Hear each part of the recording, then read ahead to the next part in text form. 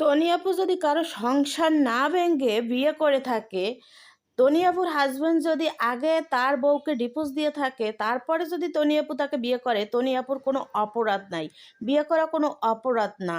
সে একজন সুন্দরী নারী। সে বিয়ে না করে যদি একাধিক ছেলের সাথে পরকীয়া করতে, সেটা কিন্তু তার অপরাধ ছিল। সে এখন একজনকে বেছে নিয়েছে, একজনকে বিয়ে করছে। এখানে আমি কোনো তার অপরাধ দেখি না। তবে হ্যাঁ, যদি তার হাজব্যান্ডের ওয়াইফ থাকাকালীন তারপরে সে বিয়ে করে থাকে তার হাজব্যান্ডকে, তাহলে সে অপরাধ করছে।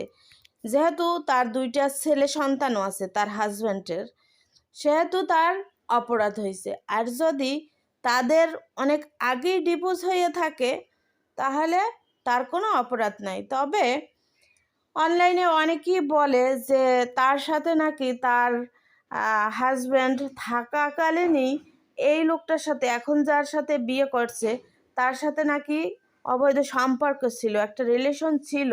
তো সেটা যদি হয় তাহলে সেটা ভুল। এই তনিয়াপুর জন্য নাকি তার এখন যে হাজব্যান্ড, তার সংসারটা ভেঙে গেছে, আগের বউর সাথে ডিভোর্স হয়েছে। সেটা যদি হয়ে থাকে তাহলে কিন্তু তনিয়াপুর অনেক অন্যায়, অনেক অপরাধ। আসলে বিয়ে করছে, তাতে কোনো অপরাধ নাই। সবাই একটু মতামত জানাবেন যে আপনাদের মন্তব্যটা কি। আমি মনে করি তনিয়াপুর কোনো অন্যায় নাই, যদি তার হাজব্যান্ডের অনেক আগে তার ওয়াইফের সাথে ডিভোর্স হয়ে থাকে। আর যদি তনিয়াপুর কারণে তাদের সংসার ভেঙে যায়, তাহলে এখানে তনিয়াপুর অন্যায়, তনিয়াপুর অপরাধ। আপনারা কে কীরকম জানেন আমি জানি না, আমি একটু জানতে চাই আসলে এখানে কার দোষ কার গুণ। আল্লাহ হাফেজ।